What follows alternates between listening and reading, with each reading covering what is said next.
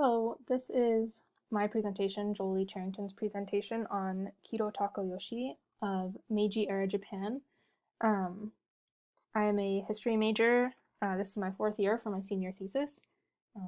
So I hope you find it interesting. The first thing I want to talk about is some background information, just because I think in order to understand his impact, Kido's impact on Japan and the Meiji era, you should kind of know what the Meiji era is and what kind of led up to that. So the first thing I would say that might be helpful is knowing about the three unifiers.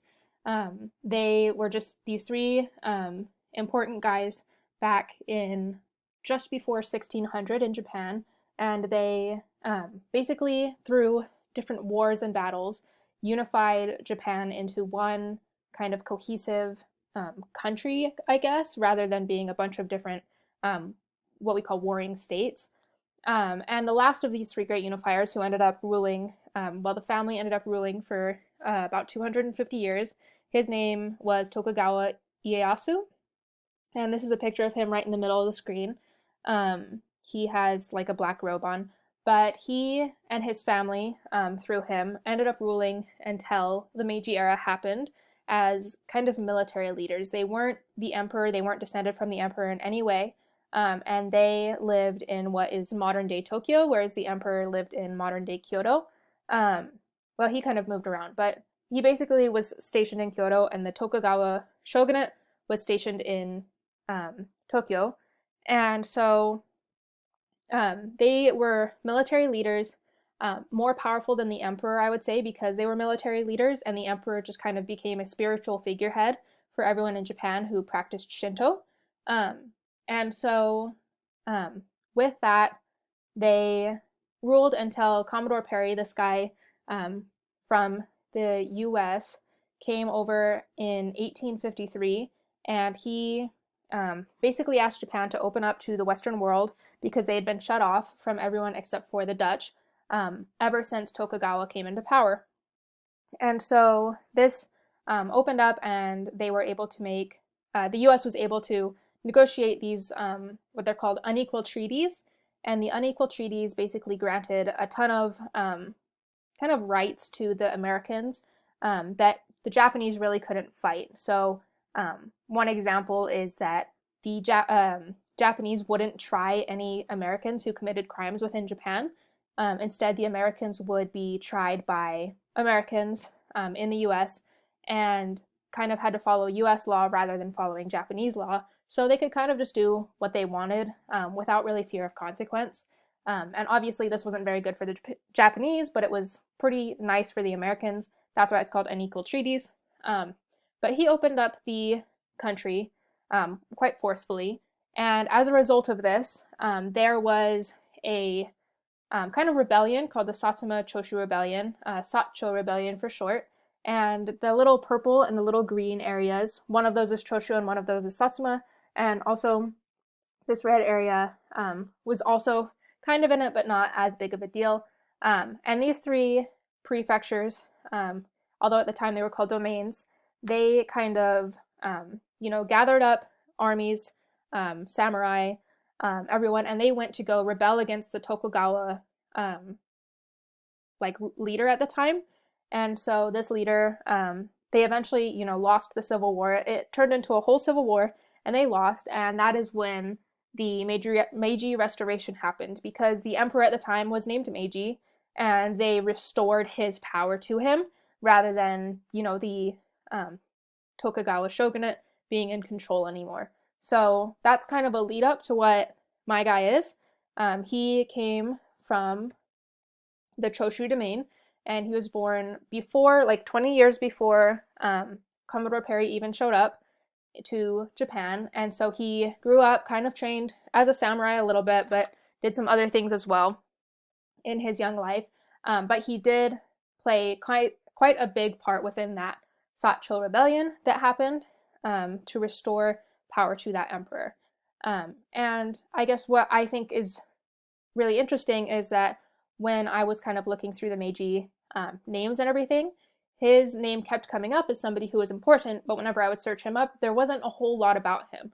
The thing that I found that had the most detail and most like attention given to it that was in English was made back in like the 40s, I think, by a guy named Sidney Brown. And so obviously you would think that because we have, more the internet and more like translation and ways to do things, we would get more information on this guy, but I just couldn't find a whole lot about him compared to guys like Ito Hirobumi, who became the first prime minister, or Iwakura, who was the leader of the Iwakura mission and very also involved in this oligarchy. So some things that I think are really important about him are that he helped write the Five Charter Oath, which was equivalent to like the first written constitution that Japan ever had. He helped abolish the feudal system, which I think is very important because Japan had been operating on this feudalist type system, kind of like, France, for pretty much since Tokugawa and before. Tokugawa kind of did it on a very big scale, whereas before it was, in your domain or your prefecture, you would be in charge of that feudal area and it would all go up to you. Whereas with Tokugawa, it all flowed up to Tokugawa. And so Kido kind of helped eliminate that. He went on the Iwakura mission, which was a mission to the west.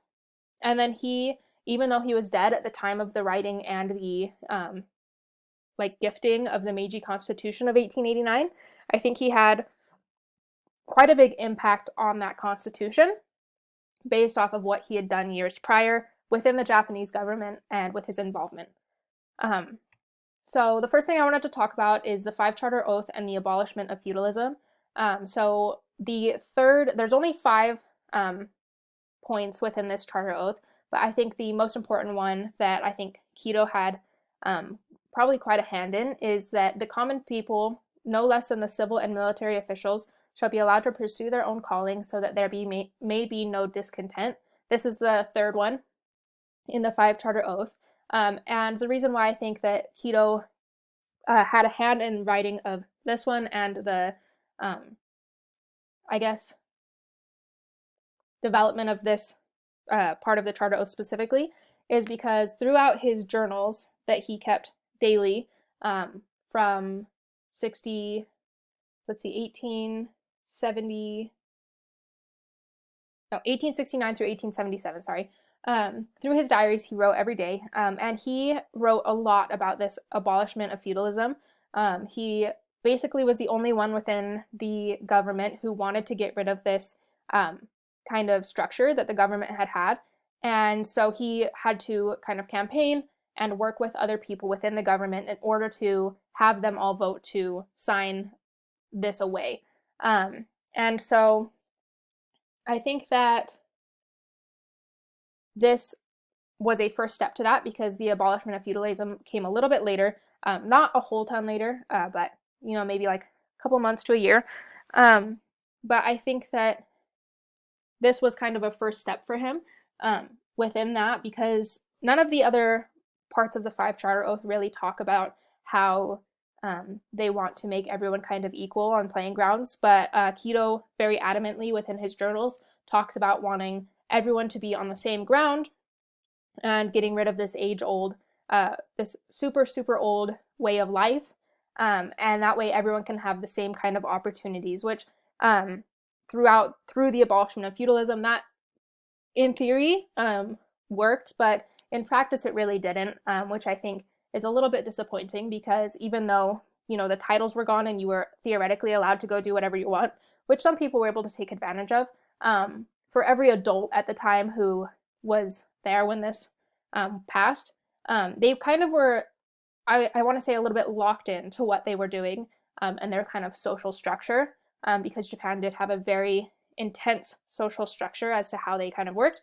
And this kind of, while it would help younger generations as they grew up, it didn't do much right away just because you couldn't really get out of that social structure just with a snap of your fingers. And then moving on to the Iwakura mission, which happened a few years after the Charter Oath. We have on the left of the picture here, that's Kido.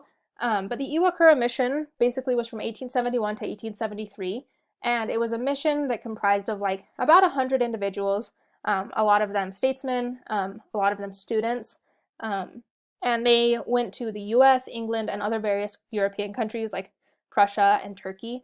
But they basically just wanted to learn about different Western governments and like why they worked and what they were doing and how their education system was and what they were doing with industry, because they knew that they weren't doing enough. They had been in the past for so long with their isolation that when they met the Americans with Commodore Perry, they realized that they were like leagues behind everyone else in the world because of this isolation. And so the purpose of this mission was basically to go see what they were doing, and in the process learn about what would make their government work really well, because they were in the process of creating this new government. I mean, the emperor was only like 16. He was a teenager at the time of the Restoration, and so this oligarchy was ruling for a little bit, but they knew that they couldn't rule forever because they had restored the power to the emperor, but it would look like they weren't really doing that if they never actually let him rule. And so they wanted to create this government that would still allow the emperor to have a lot of power, but not be completely like the shogunate had been before, or the emperor had been many, many years prior.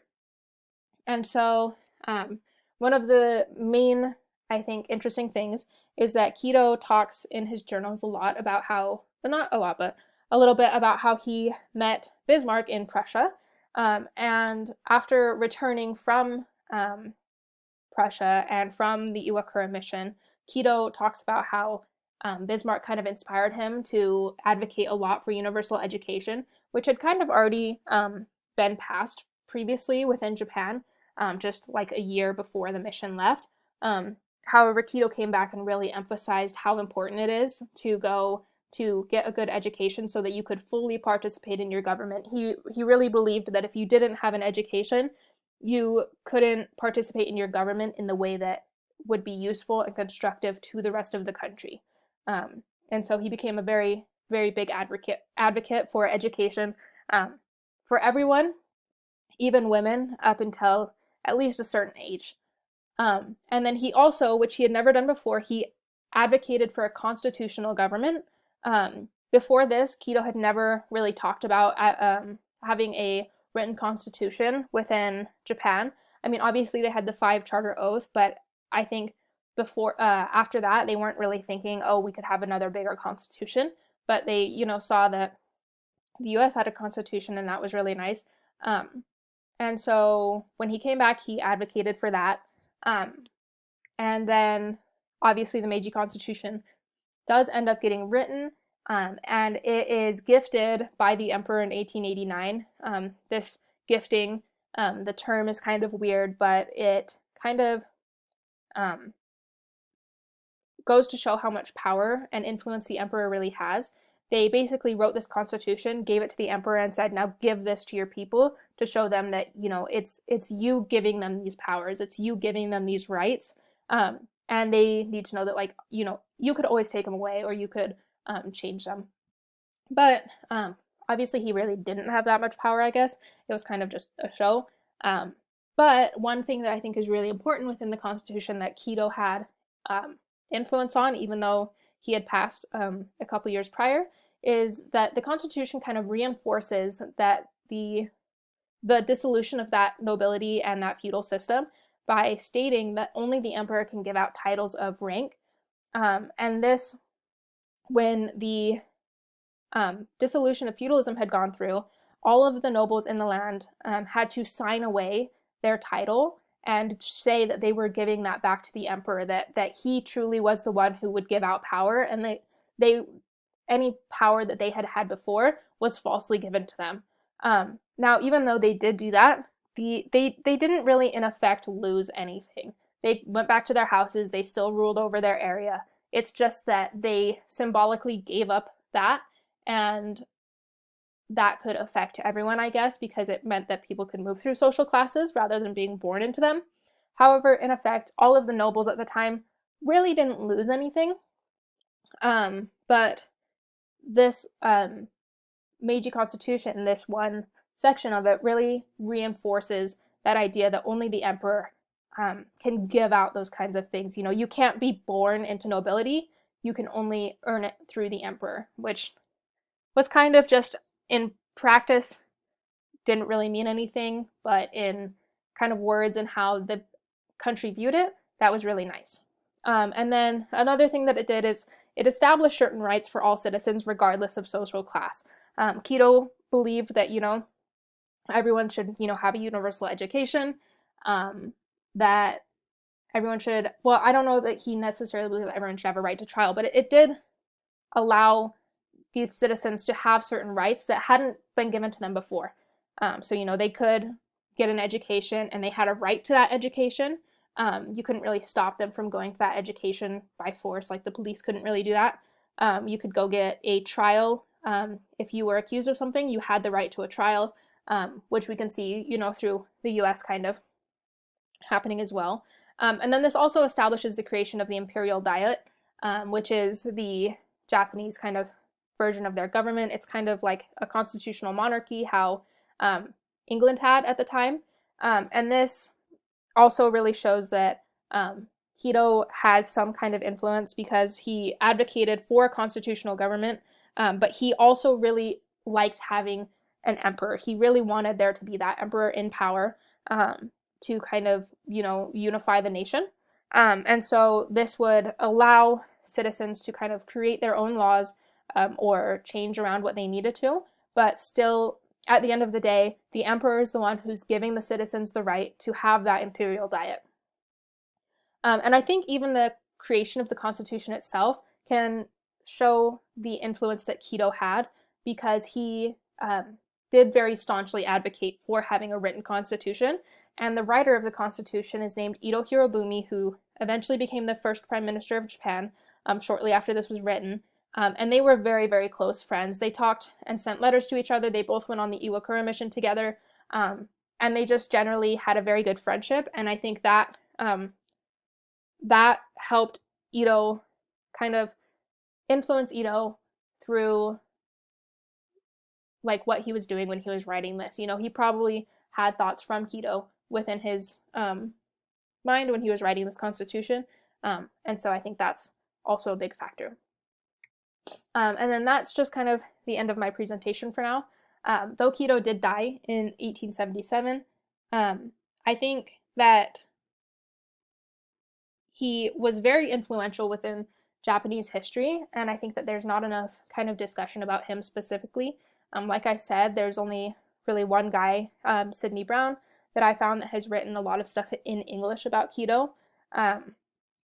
And so I would like, a little bit more discussion about him, because I think that he's a very interesting person. He kind of had this influence throughout the whole revolution, the whole Civil War, and then the Japanese government afterwards.